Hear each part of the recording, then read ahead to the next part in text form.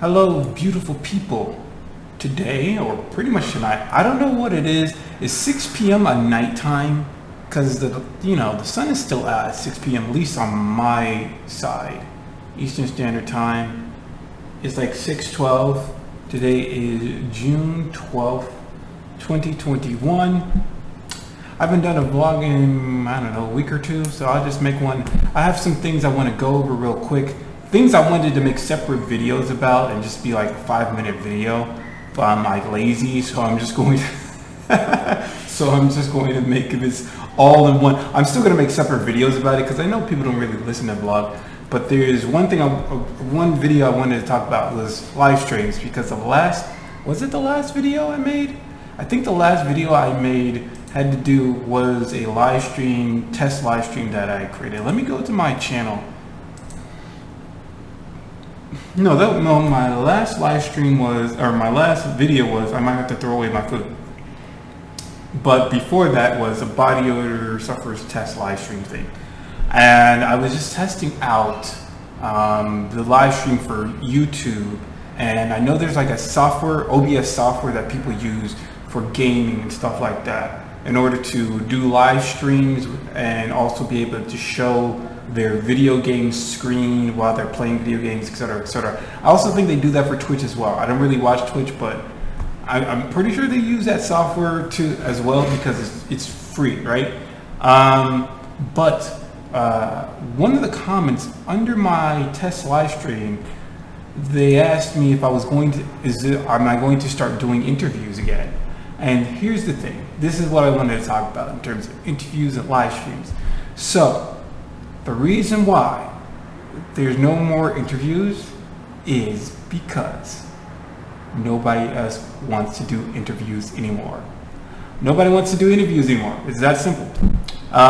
Because the thing is, I don't really go out and try to get people. People have to just contact me about interviews. You know what I'm saying? People have to contact me through email, say, hey, I want to do an interview and I want to talk about my life and, do this live stream stuff. And I'm like, oh, okay. And then first we just set up like a test live stream. I used to do interviews on like a Friday, like at 9 p.m. Eastern Standard Time. And the day before I do like a test live stream just to see if like the audio is working well on your end or on the guest or the person who's going to do the interviews end, and the video is working well if they're going to show their face. And then once it would be like a 5-minute, 10-minute, maybe even 30-minute thing. And then after that, we get prepared for the next day to do the real thing. But the main reason why there's not any more interviews is simply because no one wants to do interviews anymore. In 2020, maybe there was only like 2 interviews I ever did. And now in 2021, we're almost at this is half the year. This is June 12th. This is half the year has gone by. I haven't done interviews. And yeah, it's not because I don't want to do interviews. It's just because people don't want to do interviews. And doing the test live stream, I was doing a test live stream because I was thinking to myself that I want to possibly do like live streams every two times a month. Maybe, I don't know if it's going to be like every Friday or every Saturday I might do it. And I might just hang out for like an hour or so and just do that. And the thought I have in my head at the moment is, I think there are people who play video games who suffer from this metabolic body odor, but at the same time they have video games, they like playing video games. We can possibly link up and play some type of cooperative multiplayer game live stream thing, and I think that's cool. But if that never happens, I can still just play like some games I have on my computer, and anybody that shows up, I can just chat with them for an hour or so. And I don't know if I'm going to do it on a Friday or a Saturday. I was thinking about doing it this week, but I never put the video out, so therefore I'm going to do it next week. I don't know if it's going to be on a Friday or a Saturday, but I'll probably hang out for like an hour or 2 or something like that, and yeah, that's it. But if anybody does want to do an interview and is watching this video, you can hit me up at bosuffers@gmail.com. Let me just write that shit down. Hold on. I mean, bosuffers. What do I need to Do I really need to write down BOSuffers, BOSuffers@gmail.com? I'll just put it within the links in the description. But here's some other stuff I wanted to do. I wanted to talk about. Another video I want to drop is the top, I don't know if it's going to be the top 10 vegetables or the top 25 vegetables that are high in choline.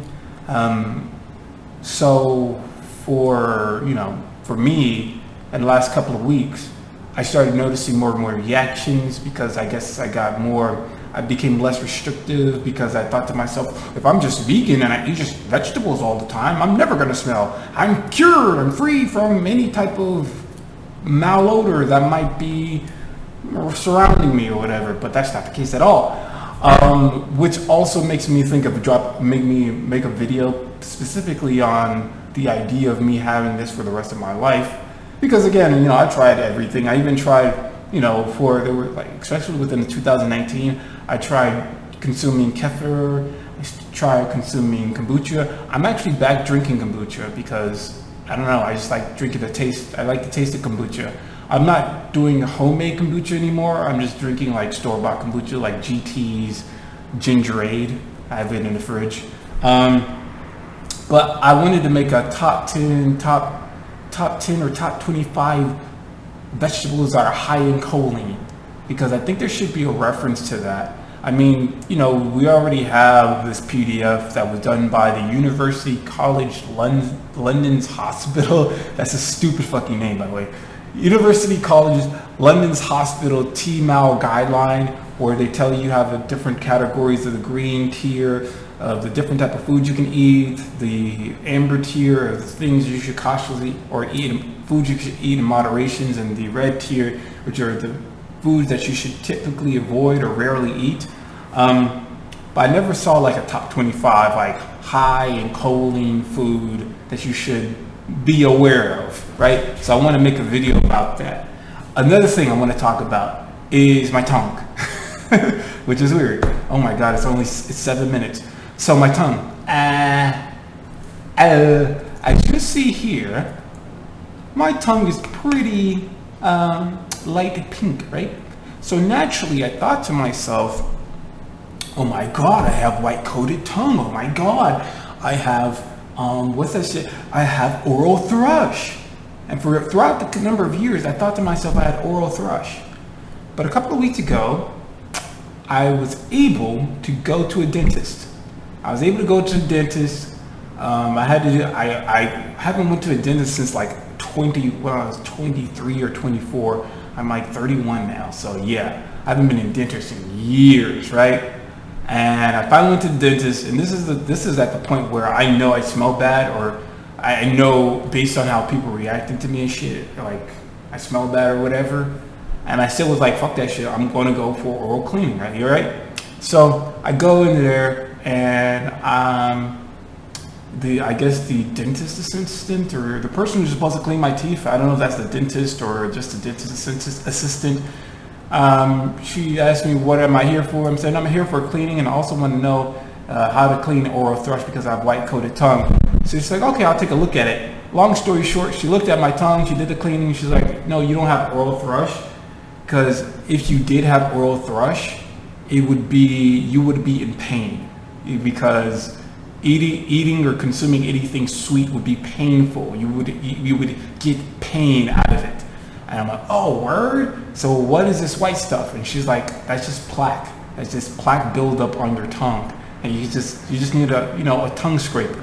So a lot of people who have like this white coating, like, showing my tongue again, a lot of people have been told, oh, you have oral thrush. But reality is just plaque.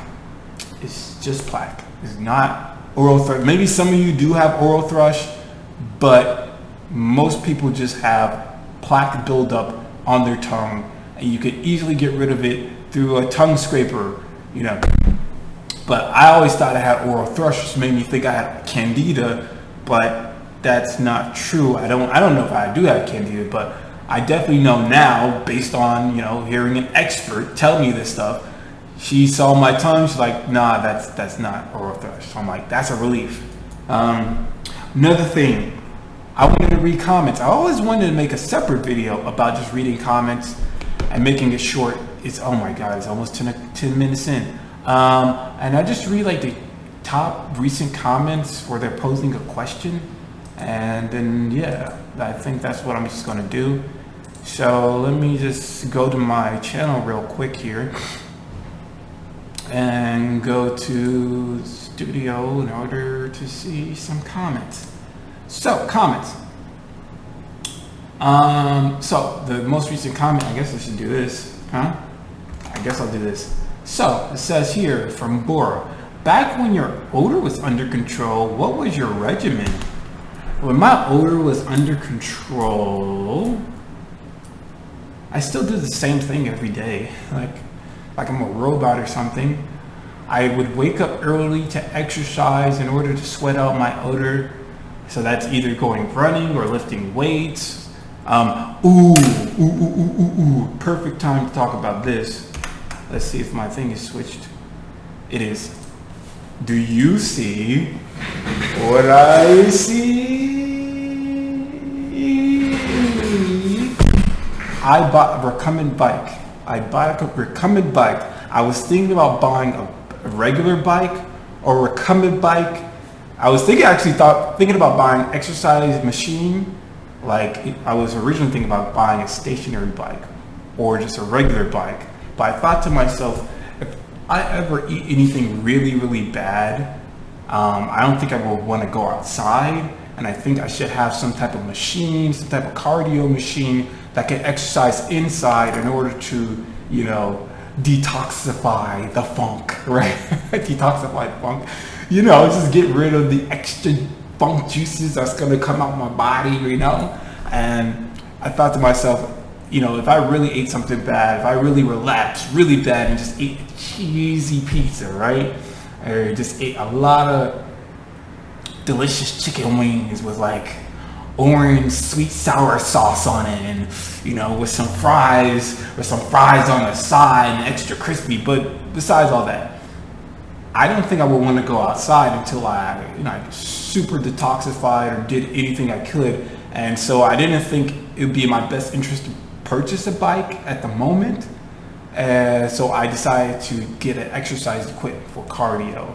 I would order anything that can make me start to sweat. So originally I was thinking about getting a stationary bike, but now I just chose a recumbent bike. This bike right here is called, the name is so stupid, it's called a Jiki. But there was another bike called a Poo Boo. I'm I'm not buying a Poo Boo. That fucking sounds stupid, right? So I was thinking at first I was thinking about a stationary bike, but then I was I think I want a recumbent bike because when you have a stationary bike, you're sort of standing up in an upward position for 30 minutes, and that's going to probably be I don't know, it's probably going to hurt my back or something like that. So I felt like if I could have a bike where I'm just laid back and just pedaling, that would be the best thing. This cost me $205, surprisingly. I thought it was going to cost me $500 or something dollars or whatever. This cost me $200. I think the original price was $300, but it was the time I purchased it, it was $198 something dollars, and ultimately through with the taxes and everything, it just totaled out to $205. So that's a good thing. But going back to regimen, yeah. So I would just exercise first. I used to do intermittent fasting, and I thought, there's still studies about intermittent fasting being good for your body because you're giving your body a break from digesting food, which allows your digestive system to do autophagy or repair itself, or do some type of cleansing within your I guess digestive system or immune system, whatever. Let's just say digestive system. So that's good. I don't really do it anymore. I used to just eat from 1 to 9. Now I just eat, I still, technically on the weekends I do intermittent fasting, but on the weekdays I don't. I don't know why. I just got tired of not eating breakfast, so I just started eating breakfast. And so intermittent fasting, and in terms of foods, I would eat sweet potatoes. This is what I still eat. sweet potatoes. I still eat brown rice. I still eat carrots. I still eat green beans. I still eat. I stopped eating spinach. I eat lettuce. I switched from spinach to lettuce because I saw spinach being on the moderation or the amber list in that Team Out food guide. You know, so it's pretty much exercise can sweat out the odor. Eating low choline foods. Make sure you eat a lot of starches. Starches are going to be the things that make you feel full. A lot of people, when they try to eat a diet or they try to go on the diet, they only eat like salads and stuff and they're still starving and hungry and stuff like that. You need to have more potatoes in your diet. You need to have more brown rice in your diet. You need to have more oatmeal in your diet. I would recommend potatoes first. If you can't get potatoes, get oatmeal. And I'm talking about the non-sweetened oatmeal, not like the Quaker Oats oatmeal where it has all types of like fructose, high fructose corn syrup and all these like high intense sugar shit. No, just get regular quick oats or rolled oats because I've heard rolled oats is better. And get that shit. Put some blueberries on it. That's what I do. I put like frozen blueberries. You can get frozen blueberries at Publix or at Walmart for somewhere around like $4 to $5. If you get a big bag, it's going to be somewhere to $12 or something like that. So yeah, damn, that was a long response for one comment. Let me switch over to another one. I'll just switch over to just one more.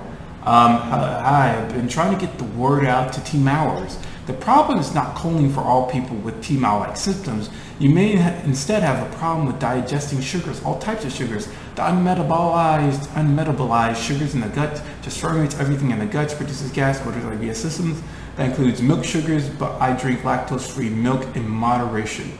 Yeah, I mean, there might be a situation. I do feel like there is something other than T-Mow that is causing other people to have this metabolic body odor based on whatever food that you're eating. It could be just sugar in general. There might be some people who just can't digest, or I don't know, maybe there's some enzyme that can't break down some other thing as opposed to just choline. I don't know. And let's go to Good New Booger. Is there going to be a Friday night interview today? Absolutely not. No, there's not going to be a Friday night interview. Again, like I said before, the only way there'd be Friday night interviews is if people want to do interviews. And if people don't want to do interviews, there's not going to be an interview. Other things that need to be talked about. I guess I'll go over this a little bit. I've been using Chronometer. And I wanted to show this off. This is going to also be a separate video. I had to do a separate video about this. Chronometer helps you track your progress or track your nutrition progress by the food that you selected in your diaries and stuff like this. This is free, by the way. This is free. And I was eating like a fat ass yesterday and technically today, but it shows a lot of different things, and it also shows important thing, choline. Now, the way that you can even show choline, let's see here. You have to go to settings, and you will have to add choline in here. I think here. So you have to. Originally, it doesn't have choline as a setting. Which one is it? Vitamins? Yeah, right here. Originally, it doesn't have choline as a setting, so you have to hit this check mark to make it visible. But this is pretty good. I've been using my Excel spreadsheet to actually track my progress. If I can show my food diary, just a quick second here. I've been using Google Sheets to do it, but now I think I'm migrating over to Chronometer because they have way better information. They have graphs and everything, and they have recommendations on what the recommended amount of fiber or protein based on your body makeup, depending on how tall you are, your age, if you're a man or woman, etc. So that's another thing. That's going to be a separate video. Other than that, protein, which is also going to be a separate video. I wanted to make a separate video about protein. There's a big protein dilemma for me. as a male. I've always wanted to get bigger and stuff like that. And I know based on my chronometer, I'm supposed to get around 135 grams of protein a day. And that sounds crazy, because on average, based on the foods I eat, I get somewhere between like 40 to 50 grams of protein. And that's a problem. That's a problem, because first off, I don't want to be skinny and shit. I don't want to be, what's the word? Emaciated? Is that the word I'm thinking about? Emaciated?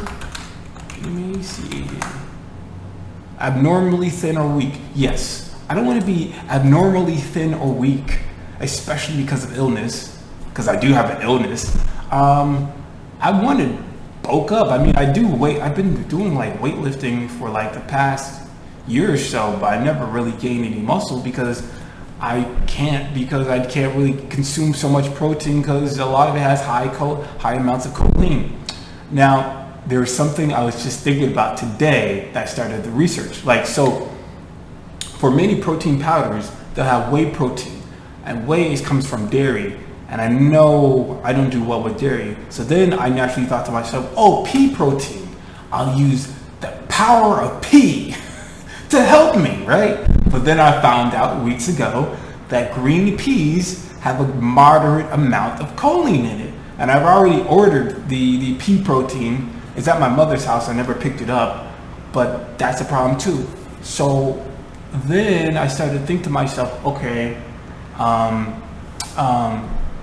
what other proteins I could get? I thought about brown rice, because there's brown rice protein powders, but at the same time, brown rice still has a pretty good amount of choline. Maybe it's still low, but it still has a pretty good amount of choline, right?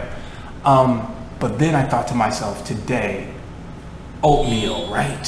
So let's do a quick trip. Oatmeal. I found that there is a oat protein powder, called Ideal Oat Protein Plant-Based Powder. This is about $19.50, and for one scoop it has 440 calories and 16 grams of protein. This is pretty good. Look at the ingredients. It's oat protein, oat soluble fiber, sea salt, cellulose gum. You know, like majority of the stuff is like, it doesn't seem like there will be like just hidden high choline amounts within this protein powder. The only problem I have is there's only like 13 scoops per the whole container, so that's a problem. Because I at least want, if I'm gonna buy something, I want it to at least last for like 30 days or something like that, right? But it doesn't, so that's a problem. But then I found out another protein source. Which one? And this is egg white protein. Egg whites are extremely small in choline. They have a really small amount of choline in it. So now I'm thinking maybe I should try to get egg white protein powder instead of the oatmeal protein powder, because first off, you have less calories, right? And you have 27 servings per container, and you still have the same 16 grams of protein. I'm really thinking about it. Now, I did hear that, from people, they'd be like, oh, yeah, egg whites have low amounts of choline, but it has high amounts of sulfur or some shit like that. And maybe that's the case. I don't know. I just wanted to show those things. This is 24 minutes too long. I'm in it right here. So look.